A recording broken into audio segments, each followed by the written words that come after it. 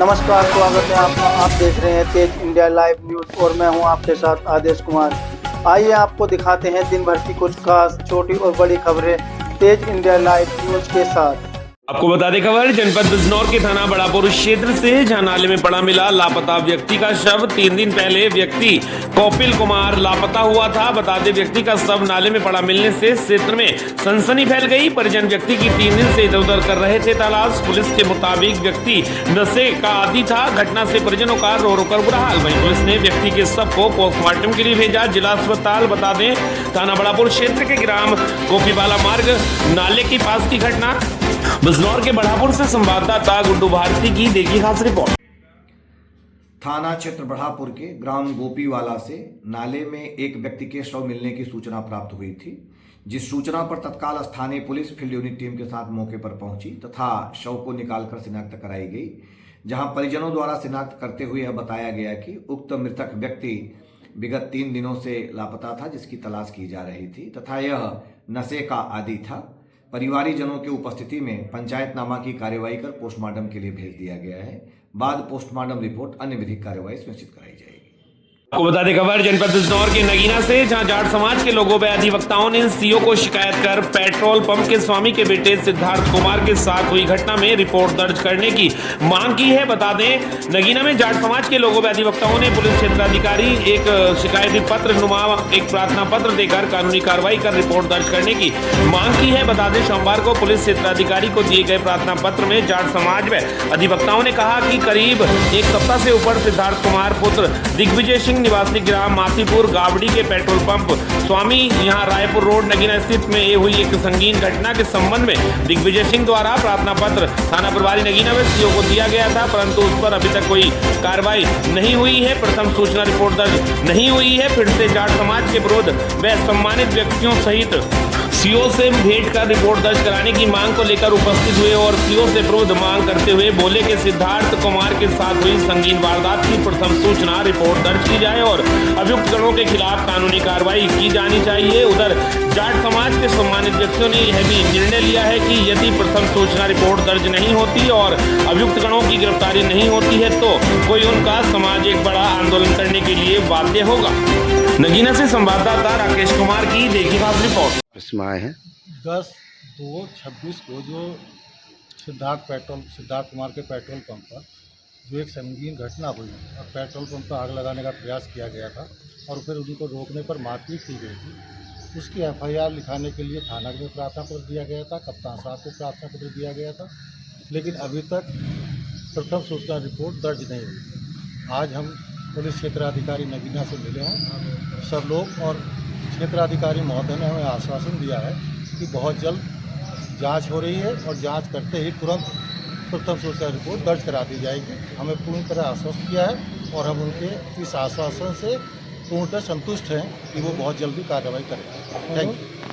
आपको बता दें खबर जनपद बिजनौर से, जहां बिजनौर का कमिश्नर मुरादाबाद द्वारा किया गया वार्षिक निरीक्षण के दौरान किया गया ग्राम चौपाल का कार्यक्रम। बता दें आपको जनपद बिजनौर में कमिश्नर मुरादाबाद द्वारा वार्षिक निरीक्षण किया गया है। वार्षिक निरीक्षण में कमिश्नर मुरादाबाद ने जो खामियां पाई उनको तुरंत सुधारने के निर्देश दिए हैं। वहीं बिजनौर के कलेक्ट्रेट पहुंचकर कमिश्नर मुरादाबाद अंजनय कुमार ने विदुर कैफे का फीता काटकर भी उद्घाटन किया। इससे पहले सुबह 11 बजे कमिश्नर साहब मुरादाबाद से सीधे हल्दौर ब्लॉक के गाँव मुबारकपुर तलन पहुंचे, जहाँ उन्होंने ग्राम चौपाल का कार्यक्रम किया। सभी अधिकारियों को वहां पर पहले से ही बुलाया हुआ था। इस चौपाल में हर गांव वाले से उनकी समस्याओं को कमिश्नर मुरादाबाद ने सुना और उनकी समस्या का निवारण करने के संबंधित अधिकारियों को निर्देश दिए हैं। सबसे ज्यादा शिकायतें बिजली विभाग और जिला पूर्ति विभाग के द्वारा राशन न बनाए जाने के संबंध में आई। कमिश्नर मुरादाबाद ने सभी शिकायतों को प्राथमिकता देते हुए संबंधित अधिकारियों को निर्देश दिए हैं कि इन समस्याओं का निवारण जल्द से जल्द हो जाना चाहिए। कमिश्नर मुरादाबाद गांव में करीब सुबह 11 बजे पहुंच गए थे और 2 बजे तक संपूर्ण गांव की समस्याओं को सुना। इस मौके पर जिलाधिकारी बिजनौर जसजीत कौर, मुख्य विकास अधिकारी, मुख्य चिकित्सा अधिकारी तथा सभी विभागों के अधिकारी मौजूद रहे। बिजनौर से संवाददाता राकेश कुमार की देखी खास रिपोर्ट। कार्यक्रम था, उसमें समस्याएं थी लोगों की, तो क्या क्या समस्याएं थी और किनका निवारण हुआ? देखिए, जो जिस ग्राम पंचायत में हमने विजिट किया वहाँ पे बहुत ज़्यादा समस्याएं तो नहीं आई। कुछ बिजली से संबंधित समस्याएं थी, कुछ को दूर किया जा चुका था, कुछ एक के बारे में था कि उसकी एस्टिमेट बना के दूर कर दिया जाएगा। कुछ एक राशन कार्ड की मांग थी और प्रधानमंत्री आवास योजना के पात्रों की थी। सब में करीब करीब कार्रवाई प्रचलित देखी गई। कोई ऐसी चीज़ नहीं मिली जिसमें कार्रवाई प्रचलित न हो। विकास कार्यों के बारे में किसी को कोई शिकायत थी नहीं। ग्राम पंचायत में सबसे पूछा गया। उस गांव में कोई मुकदमे पाए नहीं गए। हमारा उद्देश्य भी था कि कोई मुकदमे वाला गांव भी ना रहे। तो ज़्यादातर लोगों से संवाद करके मुझे मोटा मोटी उस गांव में सब कुछ ठीक ही लगा। सर, आज आपके द्वारा ऐप का उद्घाटन किया गया है, क्या है? ये विदुर ऐप है। आप लोगों को पता होगा कि पिछले 3 वर्ष से ज़्यादा हो गए जब विदुर ब्रांड की हैंड हेल्डिंग करके शुरू किया गया था। विदुर ब्रांड स्वयं सहायता समूहों के द्वारा आज बड़ी ही मजबूती के साथ, कॉन्फिडेंस के साथ वो इस व्यवसाय को आगे बढ़ा रही हैं। और उन्होंने एक एग्ज़ाम्पल प्रस्तुत किया है इस पूरे उत्तर प्रदेश में कि कैसे महिलाएं अगर एक साथ आवें, वो चाहें तो किसी भी क्षेत्र में बेहतर अगर करना चाहें तो उनके लिए बहुत सारे अवसर उपलब्ध हैं। और ख़ास तौर से इसलिए कि उनकी हैंड हेल्डिंग सरकार की योजनाओं के तहत हुई है, माननीय मुख्यमंत्री जी के निर्देश के तहत हुई है। और उसमें उनकी मेहनत, उनका नेतृत्व और कई सारे और लोग भी हमारे साथ आए जिन्होंने उनको प्रोफेशनली ट्रेन किया। समाज अगर एक साथ इस तरीके से एक दूसरे का सपोर्ट करे तो बहुत बेहतर हम कर सकते हैं। जिलाधिकारी और मुख्य विकास अधिकारी ने भी निरंतर उनको सपोर्ट किया है।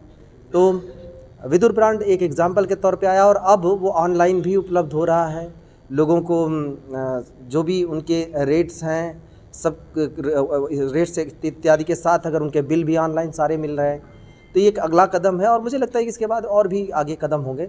विदुर ब्रांड एक मिसाल बनेगा। अच्छा, यहाँ वार्षिक आपको बता दें खबर उत्तर प्रदेश के जनपद प्रयागराज से, जहां 12 तहसील में अधिवक्ताओं का ऐतिहासिक शपथ ग्रहण समारोह। बता दें विधायक डॉक्टर वाजपेयी ने नई कार्यकारिणी को दिलाई न्याय सेवा की शपथ। अधिवक्ताओं की भूमिका सदैव सक्रिय और जनहितकारी रहती है, डॉक्टर वाजपेयी ने कहा। बता दें मंगलवार को यमुनानगर क्षेत्र के 12 तहसील सभागार में अधिवक्ता संघ का शपथ ग्रहण समारोह अत्यंत गरिमाएं, उत्साहपूर्ण और ऐतिहासिक वातावरण में संपन्न हुआ। बता दें समारोह में 12 विधायक डॉक्टर वाजपेयी ने मुख्य अतिथि के रूप में शिरकत की। कार्यक्रम को संबोधित करते हुए विधायक डॉक्टर वाजपेयी ने कहा कि अधिवक्ता समाज न्याय व्यवस्था की धुरी है, बिना अधिवक्ताओं के न्यायालय की कल्पना अधूरी है। आगे उन्होंने कहा कि 12 तहसील में अधिवक्ताओं की भूमिका सदैव सक्रिय और जनहितकारी रही। शपथ ग्रहण के दौरान नवनिर्वाचित अध्यक्ष वीरेंद्र यादव ने अधिवक्ताओं के हितों की रक्षा, पारदर्शी कार्यशैली और संगठन की मजबूती का संकल्प लिया। वहीं वरिष्ठ उपाध्यक्ष अजय त्रिपाठी, उपाध्यक्ष अनिल कुमार द्विवेदी, मंत्री कौशल त्रिपाठी और कोषाध्यक्ष दल बहादुर ने भी संगठन के विकास और अधिवक्ता साथियों की समस्याओं के समाधान हेतु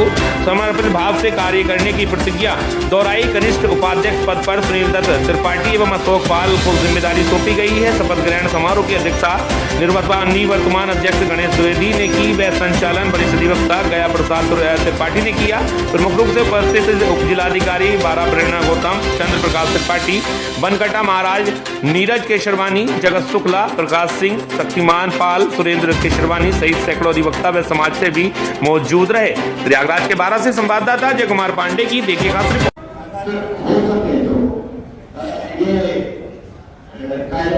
लिखने के बाद मैं तो खाली नहीं चलूंगा, लिखवाऊंगा आपके कलम से, सिग्नेचर में कर दूंगा। लेकिन आप चाहें और डीएम के पास मैच करके हम आपकी वार्ता करा देते हैं। अगर जो संभव हो, जो अभी आपने पॉइंट बताए, उसके लिए आप लोग वहाँ बात कर सकते हैं, उसका भी निवारण कर सकते हैं। चाहे हमारे इस साइड से करें, चाहे इस साइड से करें, आपको समझने में मैं कुछ समय ले लूँगा। ये मेरी जिम्मेदारी है, समय मिल जाएगा, मैं करूँगा तो मिलेगा। और 12 के लिए जो आप लोग चाहते हो आप हमें बता दें, मैं करने के लिए ये जो वहाँ सीटों ने लिख करके दिया था सर कि क्यों नहीं हो सकता, उसका कारण बताए। मेरा कहने का तात्पर्य है कि मेरी करने की इच्छा इसलिए और थी, मैं भी 5 साल प्रैक्टिस करके तब आप ही की तरह प्रैक्टिस किया, तब पता नहीं कैसे मैं इस क्षेत्र में आ गया। मैं अपनी 25-26 कॉलेज भी चलाता हूँ और आपके आशीर्वाद से अच्छा कॉलेज चल रहे हैं। लगभग मेरे पास 30 से 35 हजार बच्चे होंगे, जो नर्सरी से लेकर के इंजीनियरिंग कॉलेज और बी फार्मा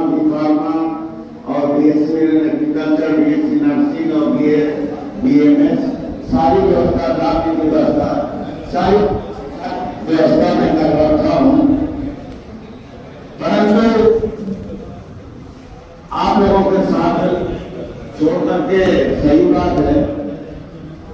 आपको बता दें खबर उत्तर प्रदेश के जनपद जालौन से, जहां सीमा विस्तार के बाद बाहरी क्षेत्र में इंटरलॉकिंग सीमा आदि निर्माण कार्य में कोई कमी नहीं छोड़ी जा रही। बता दें जालौन कोच नगर में सीमा विस्तार के बाद नगर पालिका परिषद नगर के बाहरी क्षेत्र में सीसी रोड, इंटरलॉकिंग, डामरीकरण आदि निर्माण कार्यों में कोई कमी नहीं छोड़ रही है। चारों ओर विकास ही विकास दिखाई दे रहा है। पालिका जनता की गाड़ी कमाई को पालिका लूट रही है, चाहे वहां आबादी हो या ना हो, इससे कोई फर्क नहीं पड़ रहा। कांग्रेस पार्टी के कार्यकर्ता रामकिशोर पुरोहित ललिया ने बताया कि नगर पालिका परिषद ऐसी जगह सीसी रोड, इंटरलॉकिंग के निर्माण कार्य कर रही है जहां कोई मकान आबादी नहीं है। उन्होंने कहा है कि प्रॉपर्टी डीलर वो माफियाओं को लाभ पहुंचाने के लिए तथा जिस खेत में सब्जी, गेहूं आदि फसल की पैदावार होती है वहां निर्माण कार्य कराए जा रहे हैं ताकि उनकी प्लॉट की कीमत कई गुना हो जाए। और उन्होंने यह भी बताया कि नगर पालिका परिषद ऐसी जगह निर्माण कार्य कर रही है जहाँ पालिका को एक भी रुपया टैक्स के रूप में नहीं मिलता है। ऐसी जगह निर्माण कार्य करने से क्या लाभ है? इन निर्माण कार्यों की उच्च स्तरीय जाँच कराई जानी चाहिए ताकि सच्चाई उजागर होनी चाहिए। फिलहाल नगर में भूमाफिया इतने सक्रिय हैं कि उपजाऊ जमीन में प्लॉटिंग कर रहे हैं और नगर पालिका परिषद उनके इस मिशन में रोड, सीसी आदि निर्माण कर सहयोग कर रही है ताकि जमीन प्लॉटिंग करके कई गुने दामों में बेच सके। जबकि नगर में सड़क उखड़ चुकी है, गली मोहल्ले में सड़कों की बुरी दुर्दशा है। जालौन से संवाददाता संतोष कुमार सोनी की देखिए खास। आपका क्या नाम है और आप किस पद पे हैं, क्या हैं आप? मेरा नाम राम रोहित है, मैं जिला कांग्रेस कमेटी का उपाध्यक्ष हूँ। क्या समस्या है आपकी, क्या चाहते हैं आप? मेरी समस्या यह है, जनहित की समस्या है। जो नगर पालिका है वह सीसी, खड़ंजा और इंटरलॉकिंग खेतों में करवा रही है भूमाफियाओं से मिलकर। जिन्हें अपने खेत के दूने दाम करना है, वहाँ फसल बोई जाती है, सब्जी बोई जाती, ऐसे खेतों में वो करवा रही है और वहाँ पे के लोग नगर पालिका को टैक्स भी नहीं देते। ऐसी जगह पर सीसी और इंटरलॉकिंग डाली जा रही। मेरा ये है कि इसकी निष्पक्ष जांच हो और जहाँ पर इस पैसे का उपयोग होना चाहिए वहाँ इस पैसे का उपयोग हो, नगर के अंदर हो। ये मेरी मांग है। तो अब क्या चाहते हैं आप? हमारी ये मांग है कि ये इससे जो मिली जुली जो सरकार चल रही है, भूमाफिया वर्सेस नगर पालिका, दोनों की जो एक जो भूमाफिया और नगर पालिका का जो गठजोड़ चल रहा है उसे किसी तरह ख़त्म किया जाए। आपको बता दें खबर उत्तराखंड के जनपद हरिद्वार से, जहां जीएसटी कार्यालय में रिश्वत का खेल बेनकाब 20,000 रुपए लेते डाटा क्लर्क दबोचा गया। बता दें धर्मनगरी हरिद्वार से भ्रष्टाचार का एक बड़ा मामला सामने आया है, जहां जीएसटी कार्यालय में तैनात एक डाटा क्लर्क को रिश्वत लेते हुए सतर्कता टीम ने रंगे हाथ पकड़ लिया। बता दें आरोपी की पहचान प्रमोद शेमबाल के रूप में हुई है, जो उपनल के माध्यम से कार्यालय में कार्यरत बताया जा रहा है। आपको बता दें जानकारी के अनुसार हरिद्वार निवासी एक व्यक्ति ने शिकायत दर्ज कराई थी कि उसकी बंद हो चुकी कंपनी के कर निस्तारण के नाम पर उससे 20,000 रुपए की मांग की जा रही है। शिकायत को गंभीरता से लेते हुए उत्तराखंड सतर्कता अधिष्ठान की टीम ने योजना बनाकर कार्रवाई की है। बता दें टीम ने जाल बिछाया और जैसे ही आरोपी ने शिकायतकर्ता से 20,000 रुपए लिए उसे मौके पर ही गिरफ्तार कर लिया गया। कार्रवाई के बाद कार्यालय में हड़कंप मच गया। फिलहाल सतर्कता टीम आरोपी से पूछताछ कर रही है। यह भी जांच की जा रही है कि कहीं इस मामले में अन्य कर्मचारी या अधिकारी तो शामिल नहीं है। वहीं अधिकारियों का कहना है कि जांच के बाद और भी खुलासे हो सकते हैं। मामले की विस्तृत जांच जारी है। हरिद्वार से संवाददाता राहुल चौहान की देखिए खास रिपोर्ट। आपको बता दें खबर हरिद्वार से ही, जहां कोतवाल रानीपुर आशुतोष सिंह की बड़ी कार्रवाई। बोर्ड परीक्षा में फर्जीवाड़ा बेनकाब। हरिद्वार में चल रही हाईस्कूल बोर्ड परीक्षा के दौरान फर्जी परीक्षार्थियों का बड़ा मामला सामने आया है, जहां राजकीय इंटर कॉलेज सलेमपुर में 24 फरवरी 2026 को हिंदी विषय की परीक्षा के दौरान 7 लोग दूसरे अभ्यर्थियों के स्थान पर परीक्षा देते हुए पकड़े गए हैं। बता दें मामले की जानकारी मिलते ही कोतवाल रानीपुर आशुतोष सिंह ने तत्काल संज्ञान लेते हुए पुलिस टीम को सक्रिय किया और स्वयं निगरानी में कार्रवाई कराई। जांच के दौरान पाया गया कि आरोपी मूल परीक्षार्थियों के प्रवेश पत्र पर अपनी फोटो लगाकर परीक्षा दे रहे हैं। पुलिस ने मौके से 7 आरोपियों को हिरासत में लेकर उनके कब्जे से फर्जी प्रवेश पत्र बरामद किए हैं। एक अन्य संदिग्ध मौके से फरार हो गया, जिसकी तलाश में दबिश दी जा रही है। कोतवाल आशुतोष सिंह ने स्पष्ट किया है कि बोर्ड परीक्षाओं की शुचिता से खिलवाड़ करने वालों के खिलाफ सख्त से सख्त कार्रवाई की जाएगी। संबंधित धाराओं में मुकदमा दर्ज कर आगे की वैधानिक प्रक्रिया शुरू कर दी गई है। इस त्वरित कार्रवाई से साफ संदेश गया है कि परीक्षा व्यवस्था में गड़बड़ी करने वालों को किसी भी कीमत पर बख्शा नहीं जाएगा। हरिद्वार से संवाददाता राहुल चौहान की देखिए खास रिपोर्ट।